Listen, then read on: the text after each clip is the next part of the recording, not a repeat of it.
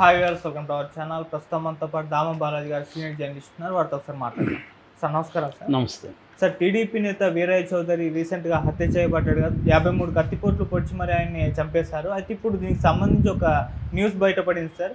2 కత్తిపోట్లకు ₹1,00,000 అన్నట్టుగా ఇచ్చారు, అందుకే అన్ని కత్తిపోట్లు పొడిచారని చెప్పేసి కూడా వార్తలు వస్తున్నాయి. మరి ఎవరు ఇచ్చారు ఈ సుపారీ, ఎవరు చంపారు, మరి వాళ్ళు కొంతమంది దొరికారని కూడా చెప్తున్నారు కదా సార్, ఎవరు సార్ వాళ్ళు?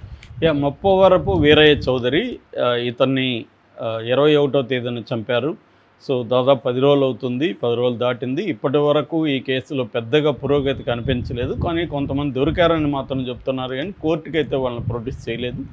సో అసలు ఈ కేసులో ప్రజెంట్ ఏంటి, కొత్తగా ఏం విషయాలు బయటకు వచ్చాయి అనేది మనం మాట్లాడుకుందాం. కొత్తగా ఒక విషయం బయటకు వచ్చింది. అదేంటంటే ఒక కత్తిపోటుకి 2 లక్షలు ఇస్తామని వీళ్ళు చెప్పారు. అందుకని ఎక్కువ కత్తిపోట్లు పొడిచారు. నిజానికి ఒక మనిషి చావడానికి 53 కత్తిపోట్లు అనేది అనవసరం. కానీ 53 ఎందుకు పొడిచారంటే, ఒక కత్తిపోటుకి మేము 2 లక్షలు ఇస్తామని మాట్లాడుకున్నారనేది ఒక వార్త పోలీసుల ఇన్వెస్టిగేషన్లో బయటకు వచ్చింది. ఎందుకంటే బీహార్కి సంబంధించిన సుపారీ గ్యాంగు, తర్వాత ఒంగోలుకు సంబంధించిన కొంతమంది పార్టిసిపేట్ చేశారు. దాదాపు 7 మంది అతన్ని చంపారనేది వార్త ఒకటి బయటకు వస్తుంది. ఇతను ఎవరు అన్నప్పుడు, ఇతను తెలుగుదేశం నాయకుడు, సంతనూతలపాడు నియోజకవర్గానికి సంబంధించిన నాగులుప్పడపాడు మండలంలో ఇతనిది అమ్మనబోలు అనే గ్రామం. ఇతను గతంలో ఎంపీపీగా పనిచేశాడు. వీళ్ళ భార్య కూడా ఇప్పుడు ఎంపీపీగా పనిచేస్తుంది. సో ఇతను అక్కడ చాలా సిన్సియర్ లీడర్ అని చెప్తారు. ముఖ్యంగా లోకేష్కి బాగా నమ్మకమైన బంటు లాంటి వాడు. తర్వాత లోకేష్ పాదయాత్ర యువగలం అప్పుడు కూడా దాదాపు 1 month లోకేష్తో కూడా తిరిగాడు. ఆ వీడియోస్ అంతా కూడా వైరల్ అయింది. ఇతను అంత ఇంపార్టెంట్ కాబట్టి చంద్రబాబు స్వయంగా అమ్మనబురోలు వెళ్ళి వీరయ్య చౌదరిని చంపిన వాళ్ళు ఈ భూమి మీద ఉండడానికి అర్హులు కాదు, ఇవన్నీ కూడా అనౌన్స్ చేసి వచ్చాడు. 14 బృందాలని నేను నియమించాను, వాళ్ళని పట్టుకుంటాము, ఇవన్నీ చెప్పాడు. కానీ 10 రోజులు దాటినా కూడా ఇప్పటి వరకు దీంట్లో పురోగతి లీగల్గా కనిపించట్లేదు. అండర్ గ్రౌండ్గా కనిపిస్తుందా లేదా తెలీదు.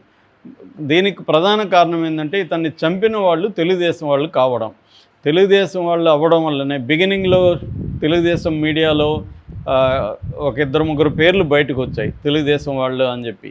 ఆ తర్వాత ఒక మౌనం వహించాయి. మళ్ళీ 2-3 రోజులుగా ఈనాడు కానీ ఆంధ్రజ్యోతి వీళ్ళంతా ఒక కథనాన్ని బయటికి తీసుకొస్తుంది. ఇదేంటంటే, ఈ చంపిన వ్యక్తులు తెలుగుదేశం వాళ్ళు కాదు, వైసీపీకి పరిచయం ఉన్నవాళ్ళంట. కార్డుమేట్ అని రాశారు. కార్డుమేట్ అంటే కార్డ్స్ ఆడతారు కదా, కార్డ్స్లో వైసీపీ వాళ్ళతో వీళ్ళు కార్డ్స్ ఆడతారంట. ఇది విచిత్రమైన రిపోర్టింగ్ అనమాట. ఇప్పుడు నువ్వు వేరే పార్టీలో ఉంటావు, నేను వేరే పార్టీలో ఉంటావు, మన ఇద్దరం కార్డ్స్ ఆడతాం, నువ్వు వెళ్ళి వేరే వాళ్ళని చంపితే నాకేం సంబంధం? సో అంటే పార్టీకి ఓన్ చేసుకోవాలి కదా, పార్టీ వ్యక్తి కదా. నువ్వు తెలుగుదేశం వాడిని చంపితే అది కదా రాయాలి. అదే కాకుండా వీడెప్పుడు పోయి వైసీపీతో కార్డులు ఆడాడని రాస్తే అంతకంటే కామెడీ ఉంటుంది. ఇది క్లియర్గా ఏంటంటే, తెలుగుదేశం వాళ్ళు ఇతన్ని చంపారనేది ఇప్పటి వరకు వస్తున్న వార్త. దానికి సంబంధించి ఒక 3-4 అరెస్ట్ చేశారని కూడా చెప్తున్నారు. ముఖ్యంగా వీరగంధం దేవేంద్రనాథ్ చౌదరి పేరు వినిపిస్తుంది. ఇతన్ని చంపడానికి ప్లాన్ వేశాడు అని. అంటే ఇతనికి శత్రువులు అయితే ఎక్కువ మంది ఉన్నట్టుగా కనబడుతుంది వీరయ్య చౌదరికి. ఎందుకంటే ఇతను మద్యం సిండికేట్లో మెంబరు. సో అక్కడ మద్యం ఎక్కడెక్కడ పాడాలి ఏంటి అవన్నీ ఇతను ఆర్గనైజ్ చేసేవాడు. అట్లాగే బియ్యం స్మగ్లింగ్లో కూడా ఇతనికి భాగం ఉందని చెప్తున్నారు. రియల్ ఎస్టేట్లో ఇతను అనేక అవకతవకలు పాల్పడ్డాడు. దానివల్ల చాలామంది గొడవలు ఉన్నాయని చెప్తున్నారు. అట్లాగే హవాలా వ్యాపారం కూడా ఇతను చేస్తాడు అని చెప్తున్నారు. ఏదేమైనా ఇతనికైతే కొంత ఇల్లీగల్ వ్యవహారాలు ఉన్నట్టుగా తెలుస్తుంది. దాంట్లో పార్ట్నర్స్గా ఉన్నోళ్ళు, దాంట్లో రైవల్స్గా ఉన్నోళ్ళు ఆర్గనైజ్ అయ్యి అందరూ డబ్బులు కలెక్ట్ చేసి ఒక సుపారీ ఇచ్చి పెద్ద స్థాయిలో చంపించారనేది బయటకు వస్తుంది. దీన్ని బయటపెట్టి దీన్ని ఫేస్ చేయకుండా పొలిటికల్ యాంగిల్ తీసుకొచ్చి వైసీపీని ఇరికించడానికి ట్రై చేస్తుంది. దీంట్లో వైసీపీ రోల్ ఎక్కడా కనబడడం లేదు. క్లియర్గా ఏంటంటే, ఇతని వ్యాపారాల వల్ల political rivalry with in the party వల్ల చంపినట్టుగానే మనకు అర్థమవుతుంది. ఎందుకంటే ఇతనికి పీడీసీసీబీ ప్రకాశం డిస్ట్రిక్ట్ కోఆపరేటివ్ సెంట్రల్ బ్యాంక్ డైరెక్టర్గా ఇవ్వబోతున్నారు, చైర్మన్గా ఇవ్వబోతున్నారని కూడా వార్తలు వచ్చాయి. సో వీటి నేపథ్యంలో నుంచి ఈ వీరగంధం దేవేందర్ చౌదరి, ఈయన కూడా వాళ్ళ ఊరే అమ్మనబురోలే, అతనే చంపించాడు అనేది అంటున్నారు. దానికి సంబంధించి ఉప్పుగుంటూరు నల్లూరు రాజా, వినోదరాయనిపాలెం సుబ్బారావు ప్లస్ ఒక 20 మెంబర్స్ని ఇప్పటివరకు అదుపులోకి తీసుకొని ప్రశ్నిస్తున్నారని చెప్తున్నారు. ఎందుకంటే దీన్ని స్వయంగా ఏఆర్ దామోదర్ ఎస్పీ ప్రకాశం డిస్టిక్ ఆయనే పర్యవేక్షిస్తున్నాడు, ఆయన ఆధ్వర్యంలో జరుగుతున్నాయి. సో మామూలుగా పోలీసులు ఏం చేస్తారంటే ఇలాంటివి జరిగినప్పుడు అనుమానితుల్ని అరెస్టులు చేస్తారు, నిందితులు అనుకునే వాళ్ళని అరెస్ట్ చేస్తారు. చేసిన తర్వాత మొత్తం కొలిక్కి వచ్చే వరకు వాళ్ళని పోలీస్ స్టేషన్లలో కావచ్చు, లేకపోతే గెస్ట్ హౌస్లు, ప్రైవేట్ గెస్ట్ హౌస్లో కావచ్చు పెట్టుకొని వాళ్ళని టార్చర్ చేస్తూ వాళ్ళ దగ్గర నుంచి అన్ని ఇన్ఫర్మేషన్ రాబట్టి వాళ్ళు చెప్పిన దాని ప్రకారం మిగతా వాళ్ళని అరెస్టులు చేసి దాని తర్వాత కోర్టుకు పెడతారు. కోర్టుకు పెట్టేటప్పుడు వీళ్ళేదో అప్పుడే దొరికినట్టుగానో పారిపోతుంటే పట్టుకున్నామో ఒక కథనం చెప్తారు. ఇది జనరల్గా పోలీసు చేసే మోడస్ ఆపరండి వ్యవహారం. సో అలాగా వీళ్ళ జరుగుతుంది. ఇంకా బీహార్ వాళ్ళు ప్రొఫెషనల్ కిల్లర్స్ కాబట్టి వాళ్ళు అంత ఈజీగా దొరకపోవచ్చు. ఎందుకంటే ఇతన్ని చంపింది వచ్చి పద్మా టవర్స్ అని రెవెన్యూ కాలనీలో వీళ్ళ ఆఫీస్ ఉంటుంది. ఆ పద్మా టవర్స్లో అక్కడ 7:30 గంటలకి రాత్రి ఇతను చంపారు. ఆఫీసులో ఇతను ఆఫీస్ బాయ్ మాత్రం ఉన్నారు. సో ఆఫీస్ బాయ్ భయపడిపోయి అతను కేకలేస్తే పక్కన వాళ్ళు వస్తే వాళ్ళని కూడా వీళ్ళు బెదిరించి కత్తులు చూపించి బెదిరించి వీళ్ళు పారిపోయారు. అందరూ కూడా కర్చీపులు ముఖానికి కట్టుకున్నారు. అందువల్ల సీసీ కెమెరాల్లో కూడా వీళ్ళ ఫేసుల్ని ఐడెంటిఫై చేసే పరిస్థితి లేదు.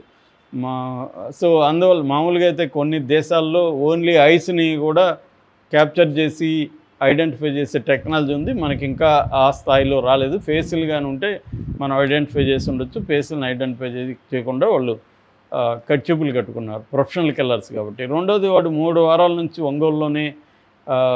ఒంగోలుకి అవుట్స్కట్స్లో ఒక లాడ్జీలో రూమ్ తీసుకొని ఉన్నారని చెప్తున్నారు. మామూలుగా ఏంటంటే ప్రొఫెషనల్ కిల్లర్స్ ఎప్పుడైనా కూడా రెక్కీలు చేస్తారు. అంటే ఇతను ఎక్కడెక్కడ రెగ్యులర్గా ఉంటాడో అక్కడ చంపడానికి అనుకూలతలేంటి, ప్రతికూలతలేంటి, తర్వాత ఒకవేళ అతన్ని ఏ టైంలో చంపితే బెటరు, ఏ టైంలో నియర్ బై పోలీస్ స్టేషన్ ఏముంటుంది, నియర్ బై ఇబ్బందులు ఏముంటాయి, చంపిన తర్వాత రిట్రీట్ అంటారు.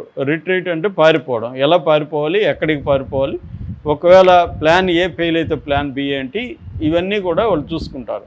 తర్వాత సెక్యూరిటీ వీళ్ళు పోలీసులు మెథడ్స్ కూడా వాళ్ళకి తెలుసు. ఇటువంటి ఒక ఇంపార్టెంట్ హత్య జరిగితే పోలీసులు కంపల్సరీగా మొత్తం సిటీని, టౌన్ని కార్డన్ ఆఫ్ అంటారు. కార్డన్ ఆఫ్ అంటే అన్ని రోడ్లని బ్లాక్ చేసేస్తారు. అన్ని రోడ్ల దగ్గర తాత్కాలిక చెక్ పోస్ట్ లాంటివి ఏర్పాటు చేసి అనుమానితులంతా చెక్ చేయడం అనేది మొదలు పెడతారు. ఇవన్నీ వీళ్ళకి కూడా తెలుసు కాబట్టి దాన్ని అవాయిడ్ చేసి ఎలా వెళ్ళాలి, దీని మీద కంప్లీట్గా ఒక పట్టు సాధించడానికి రోజు ఇవన్నీ చూడడం, దాని తర్వాత ప్లానింగ్ డిస్కస్ చేసుకోవడం, ఒక మనిషిని అక్కడ పెట్టేసి ఇతన్ని అబ్జర్వ్ చేయమండం, ఇవన్నీ జరుగుతాయి అన్నమాట. ప్రొఫెషనల్ కిల్లర్స్ చేసేటప్పుడు చాలా పకడ్బందీగా చేస్తారు. అందుకని వాళ్ళు అంత ఈజీ దొరకరు. ఒకవేళ దొరికితే కూడా ఏం చేయాలనేది వాళ్ళకి ముందుగానే ఒక క్లారిటీ ఉంటుంది. అంటే లాయర్ని ఎట్లా పెట్టుకోవాలి, దొరికితే ఏం చేయాలి, దొరికితే జైల్లో కొంత లగ్జరీగా ఉండాలంటే దానికి సంబంధించి బడ్జెట్ ఏంటి, ఇవన్నీ వాళ్ళు ప్లానింగ్లో ఉంటుంది. ప్రొఫెషనల్ కిల్లర్స్ ఏంటంటే మామూలు ప్రజలైతే మనం దొరకమనుకొని అది తెలివిగా చేసి దొరికిపోతుంటారు. కానీ వీళ్ళు ఏంటంటే దొరుకుతామని వీళ్ళకి కూడా తెలుసు. దొరికినా కూడా ఏం చేయాలి అంటే వీళ్ళకి ఈ వ్యవస్థల మీద, పోలీసులు, కోర్టు, జైలు, ఈ వ్యవస్థల ఫంక్షనింగ్ ఎలా ఉంటుంది, దీన్ని మనం ఎలా మేనేజ్ చేయాలి, ఇవన్నీ కూడా వాడికి క్లారిటీ ఉంటుంది.